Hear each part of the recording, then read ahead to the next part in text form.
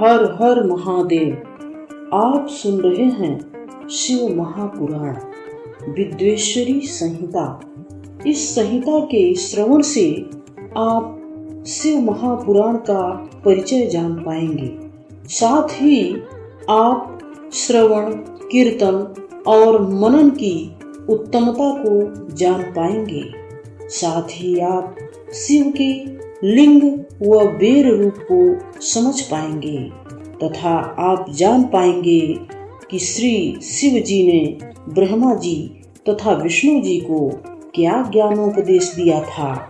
अगर आप शिव भक्त हैं तो भगवान भोलेनाथ का अनादर न करें, कथा को बीच में छोड़कर न जाए। तो चलिए शुरू करते हैं शिव महापुराण विद्वेश्वरी संहिता।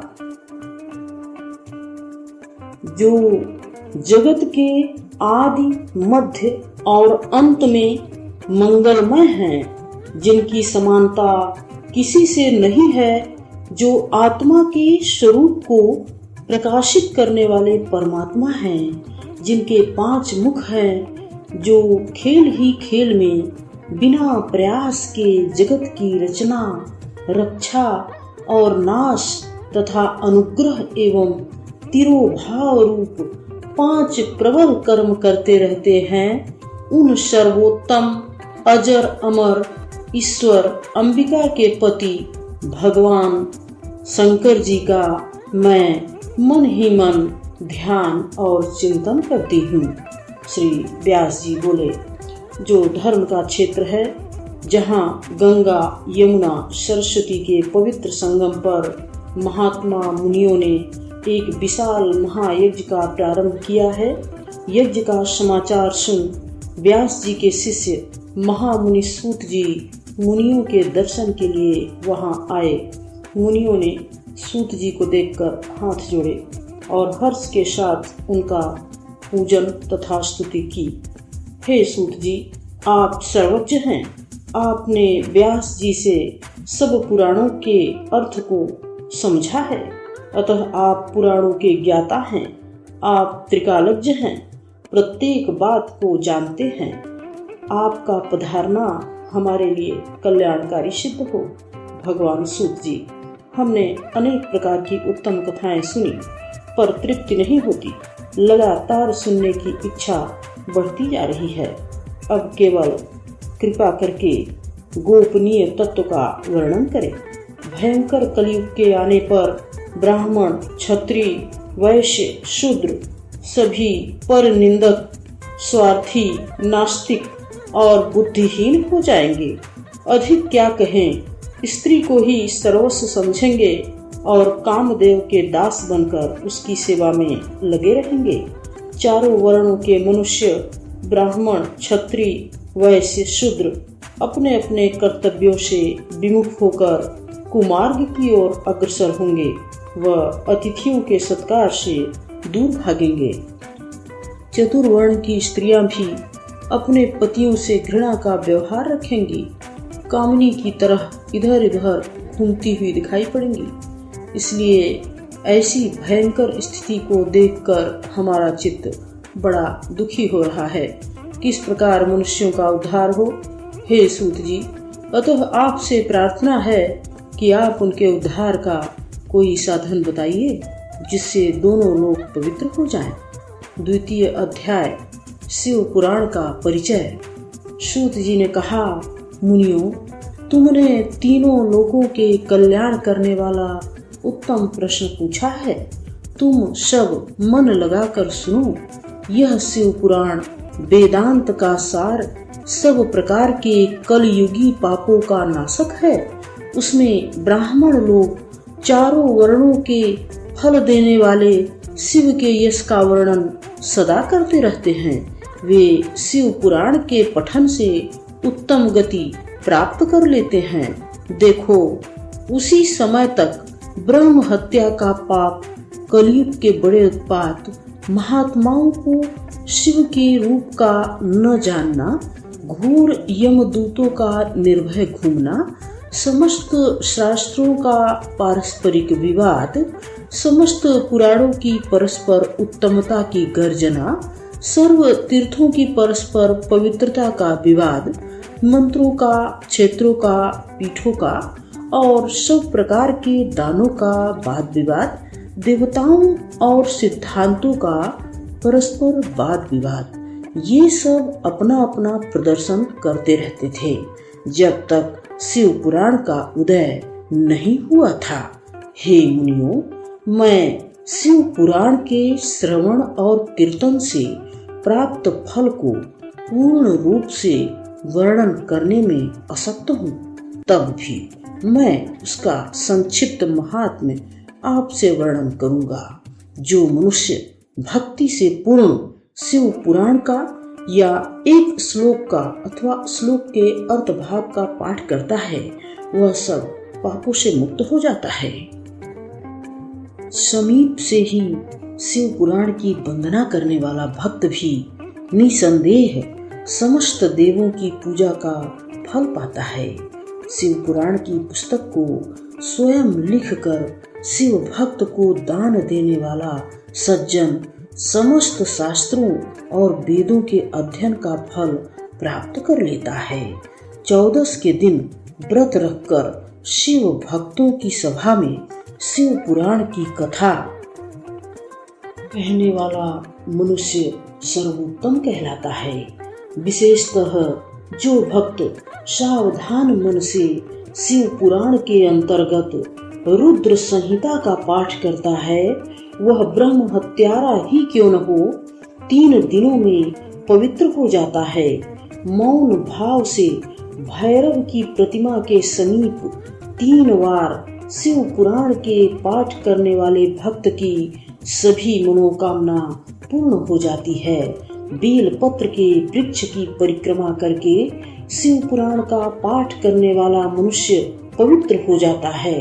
शिव पुराण के अंतर्गत कैलाश संहिता रुद्र संहिता से भी उत्तम है। वह प्रणव अर्थ को बताने वाली साक्षात ब्रह्म रूपा है। किंतु हे मुनियों, मैं पूर्ण रूप से उसका महात्म्य कहने में असमर्थ हूँ, तब भी मैं आपसे कहूँगा, जिसको जानकर मनुष्य का चित्त शीघ्र ही शुद्ध हो जाता है। रुद्र संहिता सर्वोत्तम है, क्योंकि उपनिषद रूप समुद्र को मथ कर शिव ने स्वयं इसको उत्पन्न किया और कुमार को इसका अमृत पिलाया, जिससे वह अमर हो गया। कैलाश संहिता के एक बार पाठ करने से दूषित दान, अभक्ष्य भोजन और दुष्ट वार्तालाप से उत्पन्न पाप नष्ट हो जाते हैं। जो मनुष्य बेलपत्र वृक्षों के वन में स्थित शिवालय में पाठ करता है, उसको वह फल मिलता है जिसको वाणी भी वर्णन नहीं कर सकती। जो मनुष्य श्राद्ध के दिन संहिता का भक्ति से पाठ करते हुए ब्राह्मणों को भोजन कराता है, उसके सब पितर कैलाश में वास करते हैं।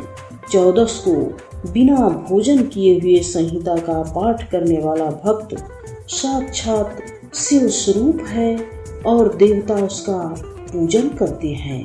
शिव पुराण और संहिताएं भी सब प्रकार के फल देने वाली हैं, पर ये 2 संहिताएं, रुद्र संहिता और कैलाश संहिता, शंकर जी की लीला और ज्ञान से परिपूर्ण है। यह शिव पुराण वेद सम्मत है। भगवान शंकर ने सबसे पहले इसका निर्माण किया। विद्वेश्वर संहिता, रुद्र संहिता, विनायक संहिता, उमा संहिता, मातृ संहिता, एकादश रुद्र संहिता, कैलाश संहिता, शतरुद्र संहिता, कोटि रुद्र संहिता, सहस्त्र कोटि रुद्र संहिता, वायवीय संहिता और धर्म संहिता। इस पुराण में 12 संहिता है। यह शिव पुराण 1,00,000 श्लोकों का संग्रह था। श्री व्यास जी ने इसे संक्षिप्त करके 24,000 श्लोकों में विभक्त किया।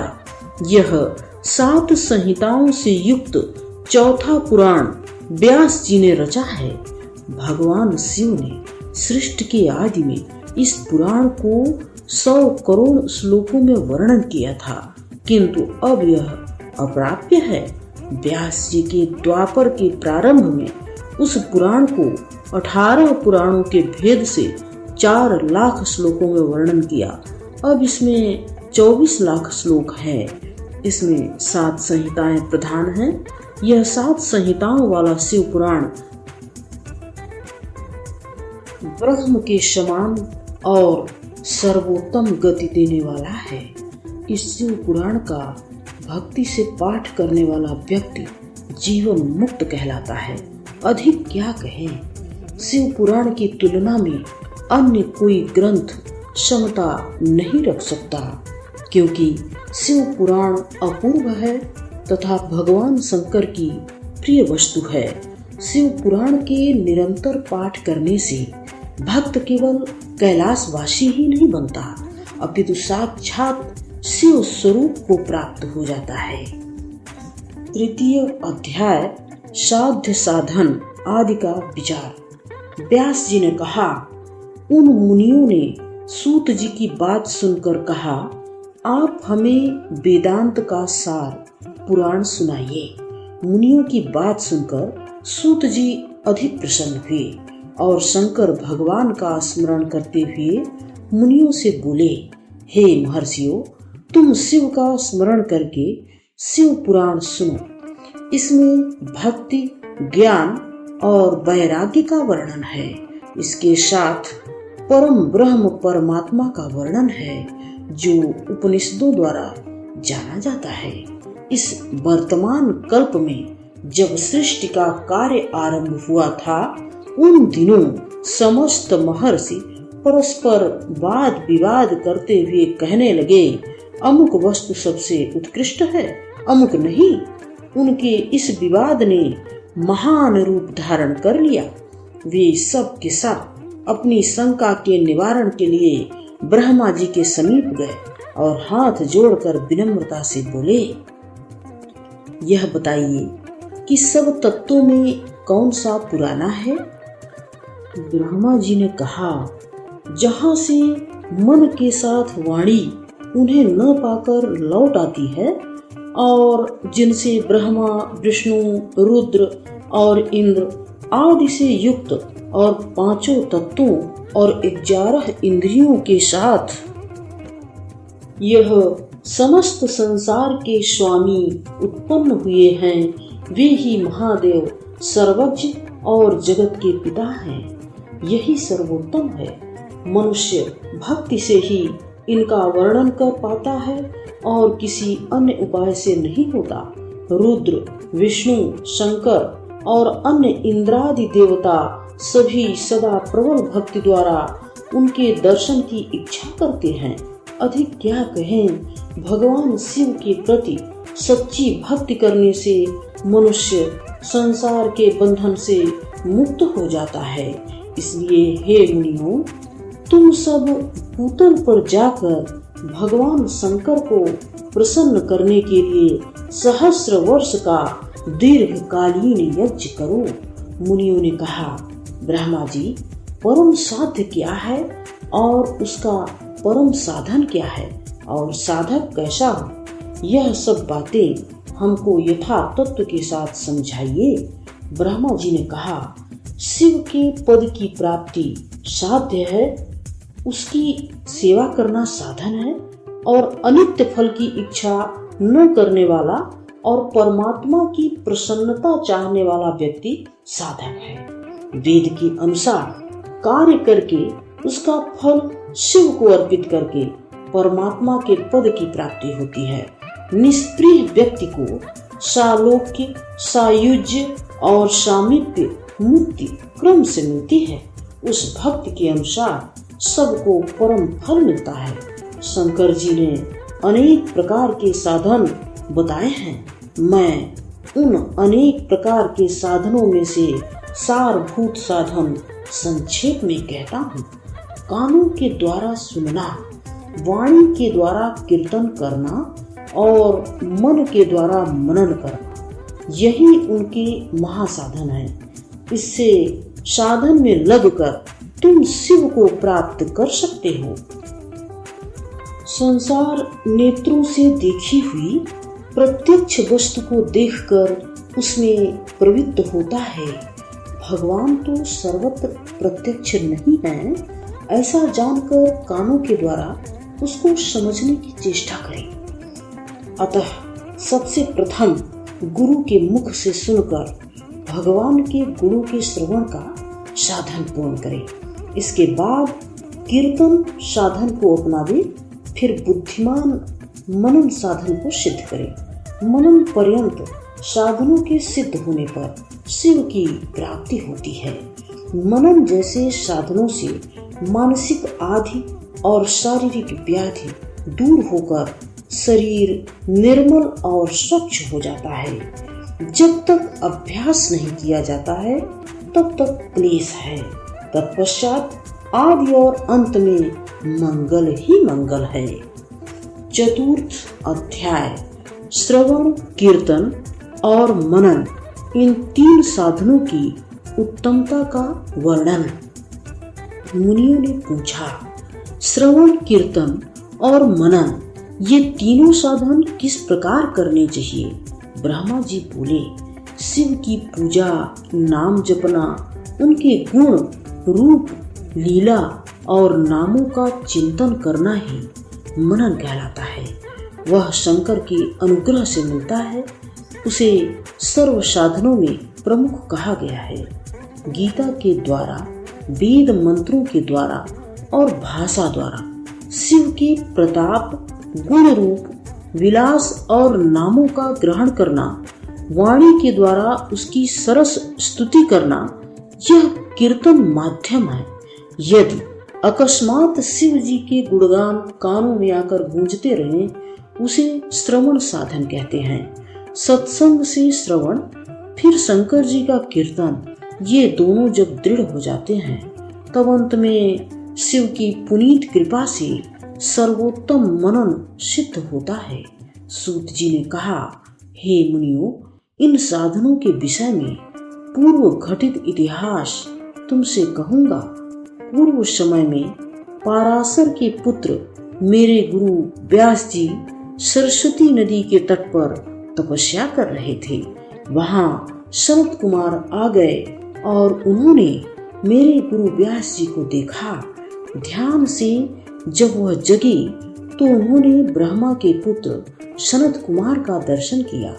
वे जल्दी से उठे और सनत कुमार जी का अर्घ्य पुष्पादि से सत्कार किया और बैठने हेतु आसन दिया।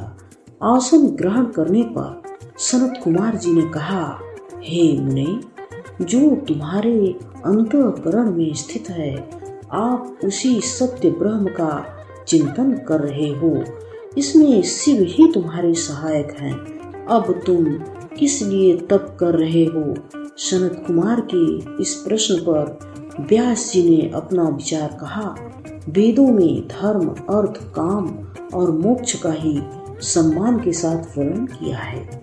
मैंने आपकी कृपा से उनकी उसी प्रकार से जगत में स्थापना की है। यद्यपि मैं चतुर्वर्ग की स्थापना करने वाला सब भांति से मार्ग प्रदर्शक गुरु रहा हूँ, तब भी मुझे मोक्ष के साधनों का ज्ञान नहीं है। अतः मैं मुक्ति के लिए तप करता हूँ। मैं कारण नहीं जानता। व्यास जी के इस प्रकार प्रार्थना करने पर समर्थ सनत कुमार जी ने उनको मुक्ति का निश्चय कारण बताया।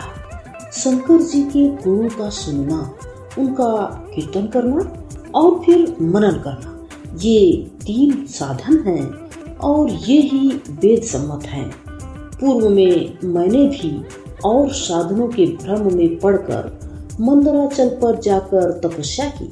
तब नंदीश्वर शिव जी की आज्ञा से मेरे पास आए और यह मेरे ऊपर दया करने वाले साक्षात सर्वज्ञ थे। उन्होंने मुझे ये ही तीनों साधन मोक्ष के बताए हैं, श्रवण, कीर्तन और मनन। शिव जी ने भी मुझसे मुक्ति के ये ही साधन कहे। इसलिए हे मुने, तुम इन्हीं तीनों साधनों को लगातार अपनाओ, इन्हीं से तुम मोक्ष के अधिकारी हो सकोगे। व्यास जी को ऐसा उपदेश देकर सनत कुमार जी अपने आश्रम चले गए। ऋषिगण बोले, हे सूत जी, जो इन साधनों के पालन करने में असमर्थ हैं, उनकी मुक्ति बिना प्रयास के किस प्रकार होगी। 5वां अध्याय, शिव के लिंग और बेर के रूप का वर्णन। सूत जी बोले, जो तीनों प्रकार के साधनों के पालन करने में असमर्थ है, तो उसे शंकर जी की दोनों रूप लिंग और बेर की स्थापना करके उनका नित्य पूजन करना चाहिए। इससे संसार में मुक्त हो जाता है। भक्त लोग शिव जी की स्थापना के समय यज्ञ मंडप रचकर वेद मंत्रों के द्वारा पूजन अर्चन करें और हवन करने के बाद पूर्णाहुति से शंकर जी को प्रसन्न करें। अधिक क्या कहें, साकार निराकार शिवलिंग का पूजन करने से बिना प्रयास के मोक्ष मिल जाती है। मुनियों ने प्रश्न किया, किंतु देवताओं का पूजन केवल मूर्ति में ही सर्वत्र होता है और शिव का पूजन सब जगह लिंग और बेर में क्यों किया जाता है। सूत जी ने कहा, अरे मुनियों, तुम्हारा यह प्रश्न आश्चर्यजनक है। इस प्रश्न के उत्तर देने वाले केवल महादेव हैं और कोई पुरुष नहीं। मैं शिव के बताए हुए और गुरु मुख से सुनी बात कहता हूँ। शिव ही हमारे ब्रह्म हैं। शिव जी सकल और निष्कल, साकार और निराकार कहलाते हैं। उनका लिंग निराकार है क्योंकि वह निष्कल है। उनका दूसरा रूप साकार बेर है क्योंकि वह सकल है। सकल और निष्कल रूप से वह ब्रह्म के नाम से कहे जाते हैं। भक्तों को शंकर की निराकार और साकार मूर्ति का नित्य पूजन करना चाहिए। शंकर के अतिरिक्त अन्य देवता निराकार नहीं है क्योंकि वह ब्रह्म नहीं है। इसलिए निराकार लिंग में देवताओं की आराधना नहीं होती। देवता जीव हैं, ब्रह्म नहीं। देवताओं का अर्चन साकार मूर्ति में ही होता है। देव जीव हैं और शंकर जी ब्रह्म।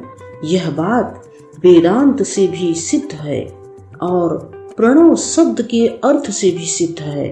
ब्रह्मा जी के पुत्र सनत कुमार ने पहले यह बात नंदकेश्वर से पूछी थी। उत्तर में नंदकेश्वर जी ने कहा था कि इस प्रश्न का उत्तर मुझसे नहीं दिया जाता। यह प्रश्न गोपनीय है और ब्रह्म का प्रतीक है। हे निष्पाप सनत कुमार, तुम शिव भक्ति से युक्त हो, इसलिए शिव की कही हुई बात कहता हूँ। शिव ब्रह्म रूप है और निष्कल है, इसलिए उनकी निराकार लिंग मूर्ति का पूजन वेद सम्मत है और वहीं शिव सकल साकार हैं।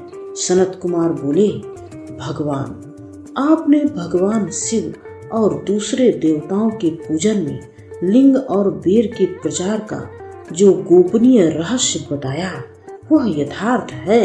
हे योगी राज, अब मैं लिंग और बेर की उत्पत्ति का इतिहास सुनना चाहता हूँ।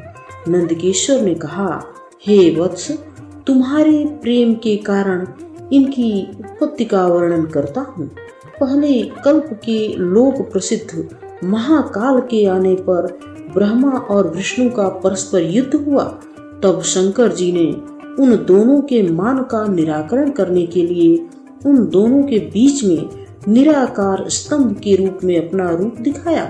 फिर शिव जी ने संसार के हित के लिए अपने लिंग चिन्ह को स्तंभ के रूप में दिखाया। उसी दिन से संसार में शंकर जी निराकार हुए और बेर मूर्ति साकार प्रसिद्ध हुआ।